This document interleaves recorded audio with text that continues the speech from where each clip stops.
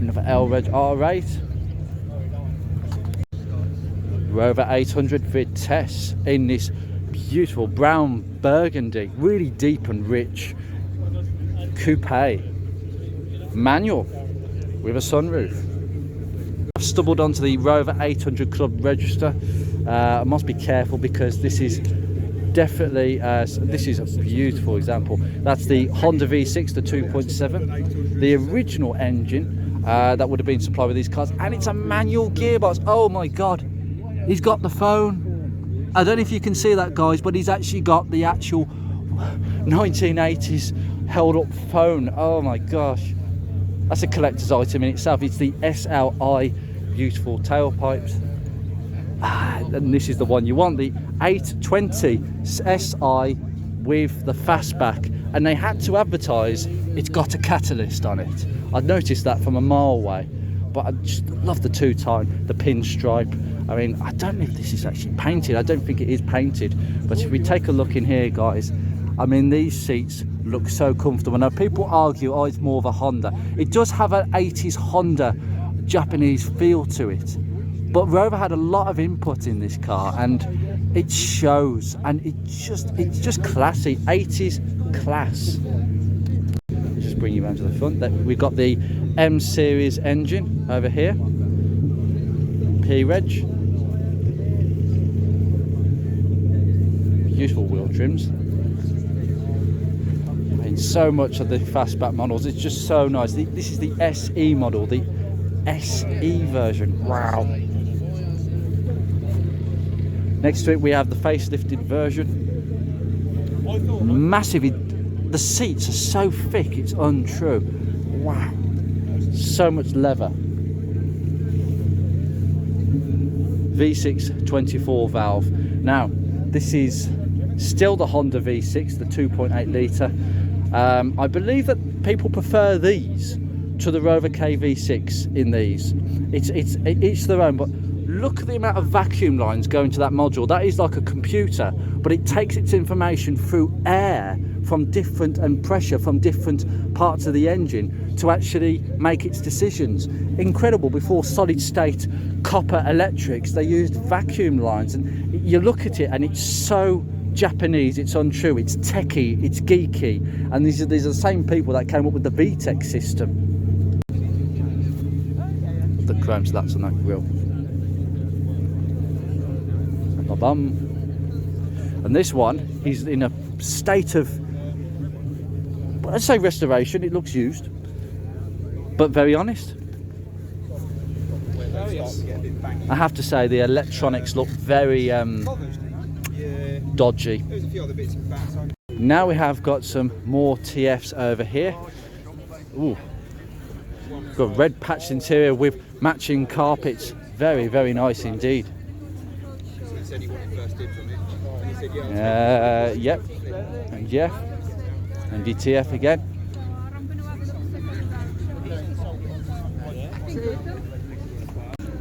And we've got more MGFs, TFs down here. Gunmetal, Tempest Grey. I don't know what that is. Tonic Blue. I know some of the colours. I know not all of them. Again, nice examples just here. Oh, nice deep rich blues. Just the colours are just so vibrant. You get sort of staid and quite traditional colours like this, and then you get this, and then you get something like that over there, trophy yellow. Just crackers. I mean, this one's got embroidered headrests.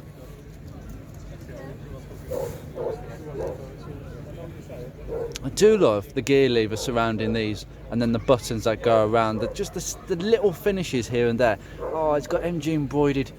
Oh gosh, too much, and the stitching is exquisite.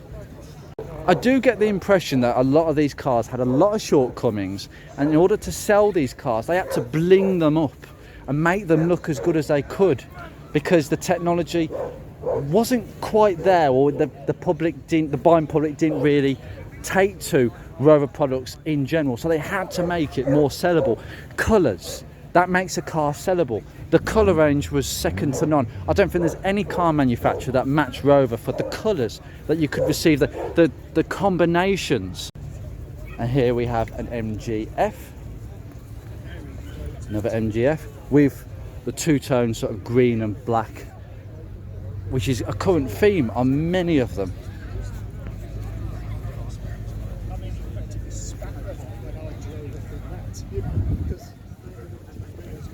How many of these cars do you want to see, guys? Do you want me to just keep going on forever? Because beige, it's just been custom made, really nicely built.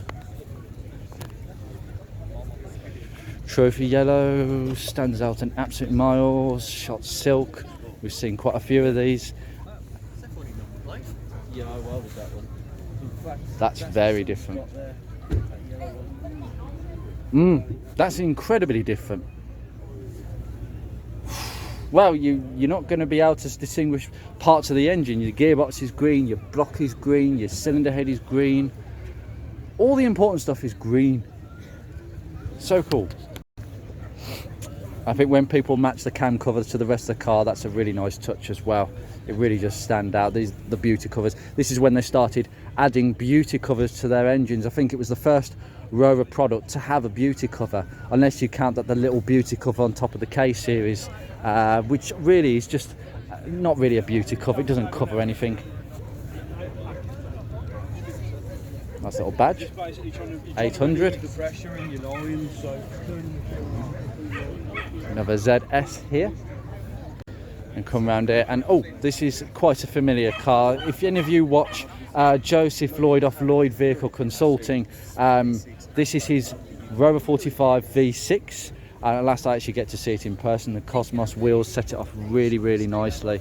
He uses it as an almost semi-daily driver, which kind of dispels the myth about reliability and fuel consumption, because if it was really that bad, I doubt he'd be using it. Really nice to see this car, and actually it looks really nice in the flesh. He messaged me ages ago saying that the paintwork wasn't brilliant up close, but I don't know what he was referring to. It's very comparable to my own car. It's a really, really nice example. Depends how it is underneath, you see, but you get your sunroof as well.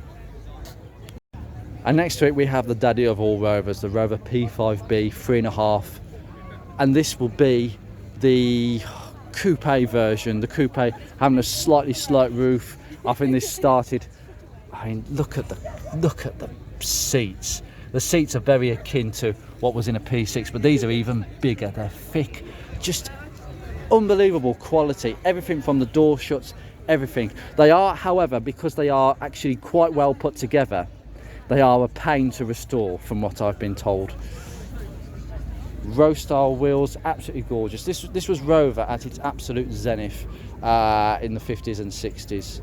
This was something that you would obtain to own if you were, let's say, a bank manager or someone high up. I mean, look at the wood cappings. It's just, everything is so solid, so thick. Very nice. Ah, and now this is a, oh, let me guess, this is a mini Italian job. Well, I could have seen it on the badge, but I knew what it was as soon as I saw the stripes. This is a special limited edition that they sold in 1992-93, I believe it is. It's on a K reg. A very tidy example indeed. But that was at the time where minis were purely special limited editions. We have a nice MG Maestro here. I'm going to skip quite a few cars now because we've seen quite a few of the later ones. Now we're going to go to some of the older stuff, maybe.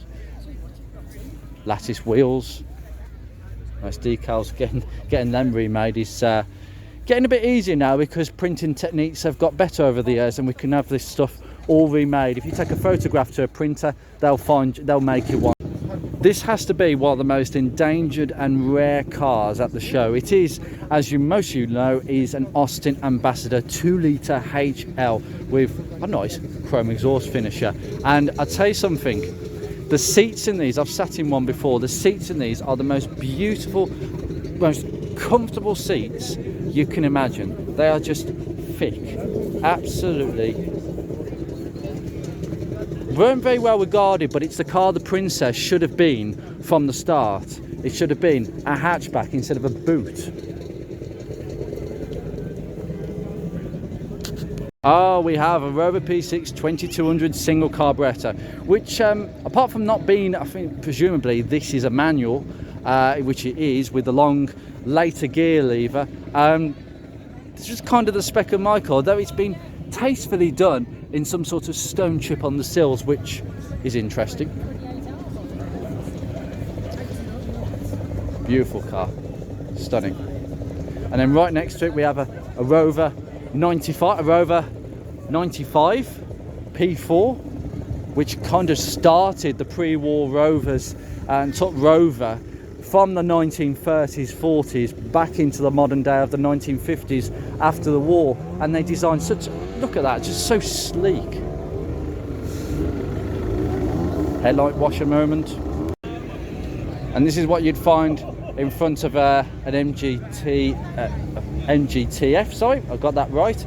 And literally, this is what you'd be carrying every single day, bottles and bottles of water. Oh, what's this? After many questions, the water is for the ballast, not because of fear of HGF. Brilliant, brilliant summary. Oh God, they've got the Rover, the MG branded first aid box. That's a very rare accessory, and nice truck. Now we've gone into the mini section. We have the very coveted 1275 GT, which is very, very popular, a very, very expensive car these days. A mini Sprite.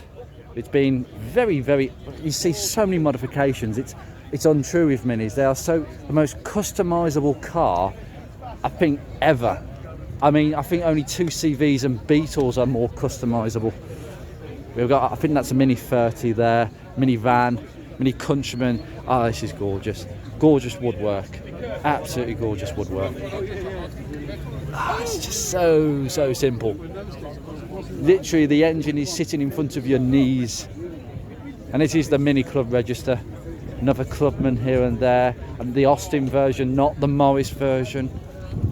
We have a late Rover Mini Sport with the sporty flared arches of the later ones with the sports pack seats. Really cool. I like the wheels on these. I think they did a really good job towards the end. If only they had fitted the K series to the Mini. They tried it, but they couldn't quite fit it in. There was all sorts of things being discussed, but then obviously BMW came into the fold and stole the car. Literally stole it. And we have the cabriolet version, which is not a very common thing. This is a very interesting adaptation.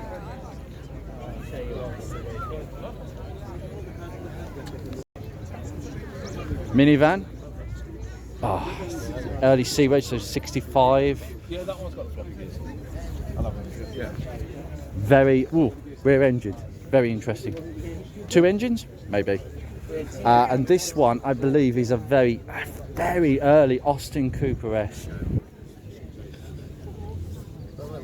And obviously at the other end of the line, the cars that have actually been messed about with so much, there's very little of them left. It's a Mini City. Now I'm going to pay particular attention to this car because the 80s Minis, the Mini Cities, even the Mini Mayfairs, didn't have very nice interiors. They were very Spartan, they were very plasticky, with these plastic liners, plastic bumpers, plastic grills. They started cheapening the cars out a little bit and people didn't like them. These trims are really not to everyone's taste either, and a lot of them have been modified and messed about with to the point where they're no longer the car they originally were.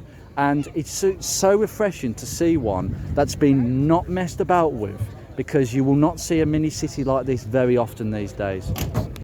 Have a skirm. This is a very random section of cars before the play area.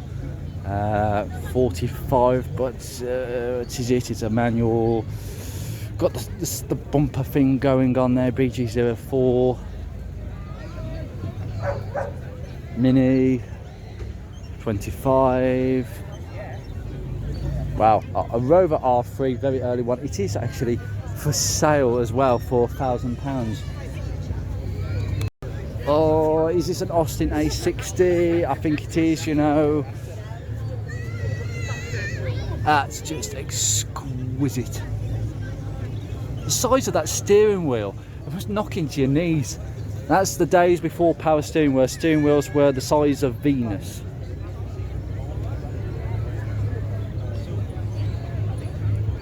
Oh no, I do correct myself, it's a Morris Oxford for all those people who are saying tut tut. I do love this kind of pitting on the chrome that you get. I think you should leave that alone. I think that's a really nice touch. Oh, we have a baby Austin now. Before I say anything, I think it's an A30. Correct me if I'm wrong, but I think this is an A30. The baby Austin before the Mini. MG Metro Turbo, the most coveted version of a Metro. Beautiful, comfortable seat.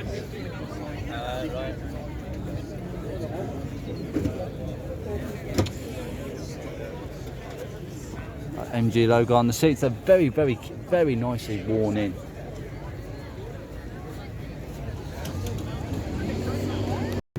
And then we have a Wellesley 1500 here. Beautiful examples. We've got a Vanden Plas 1300, Vanden Plas Princess 1300. So it has this really overindulgent chrome front, which is just, it takes the normal Austin 1300 and spruces it up completely. The Rolls Royce of 1300s. Another very rare car today is the Morris Etal. That's a 1275 GT. Lovely A series broom. Yeah, again, another rare car, very endangered. Nobody really likes them, nobody really wants them apart from a very small group of people. And I just hope that these are preserved as long as possible. We have an Austin Allegro, a late Austin Allegro 3. Look at the space. I could literally stand in that space. There is so much room. That simple A-series engine with a brand new alternator. Nice to see. And very, very comfortable seats. Brown seats. And the later dashboard. More plasticky, a little bit more clunky than the early. The early dashboards are quite intricate, where these are a bit more typical 80s moulded plastic. But they don't seem to crack as much, and the backlights were obviously changed. It's an L. And next door, I believe this is owned by Alex, who has got a channel called Alex's Assets. This is a three-door, the two-door version, sorry. Forgive for that, because it's got no tailgate. The Allegro should have had a tailgate. They made a massive cock up over this. It's had a bit of a parking dent by the look of it. Allegro Super, two-door in orange. You see what I mean about the dashboard? It's just more intricate with those little inset pieces.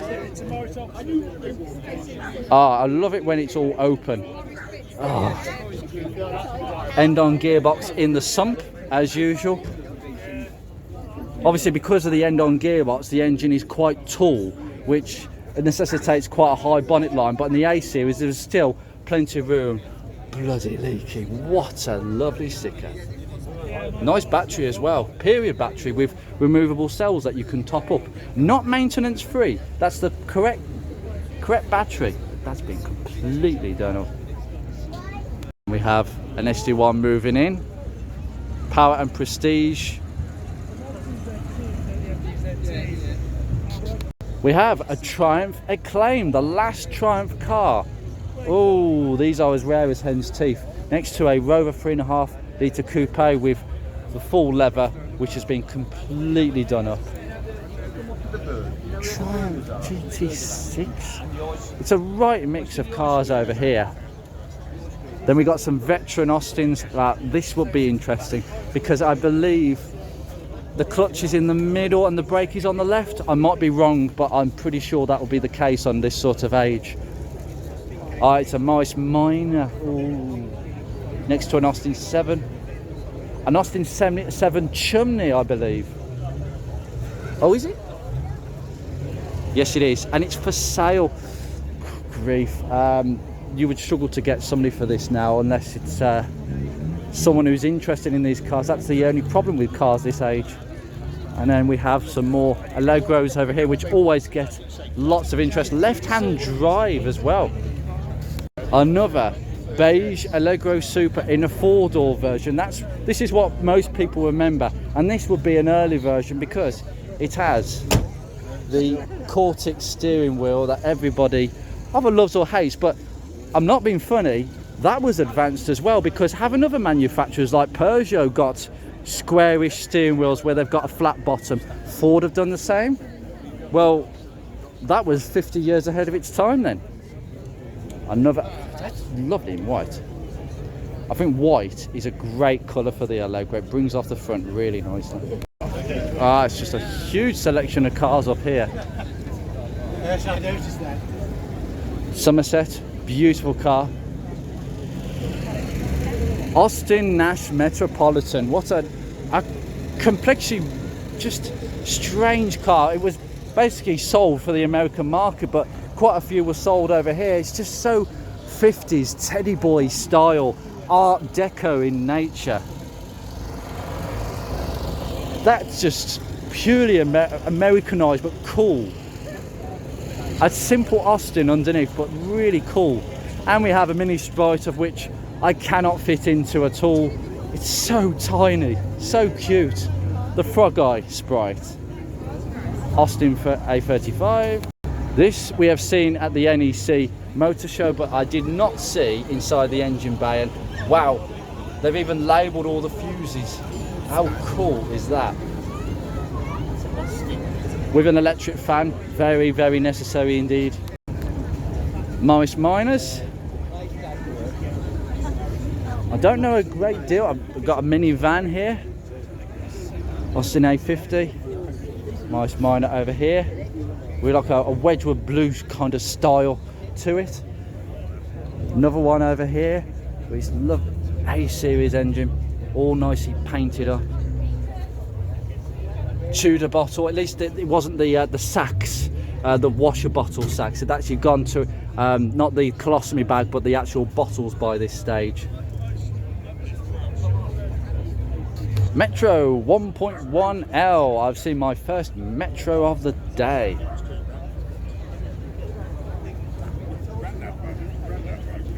That's a J-Reg, so that's quite an early one. R3 again. We have a Dolly Sprint over here, sitting next to a Maestro with some of the nicest early wheels that you could actually get on a Maestro. Let's turn your attention in here.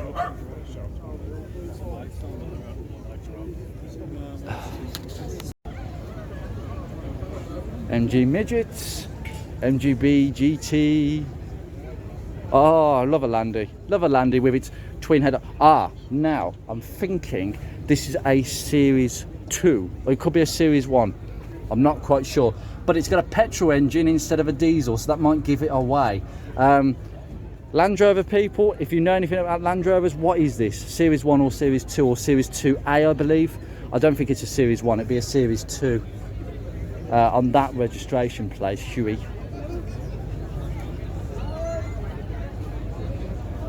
An oil bath air filter? Yep. Oil must be cleaned frequently when the vehicle is operating in dusty conditions. See instruction book. Triumph Herald. The best car for a 1960s lady. Definitely a lady's car. Stunning to drive. I have actually driven one of these. It was a 1964 example. Yeah, all very familiar to me.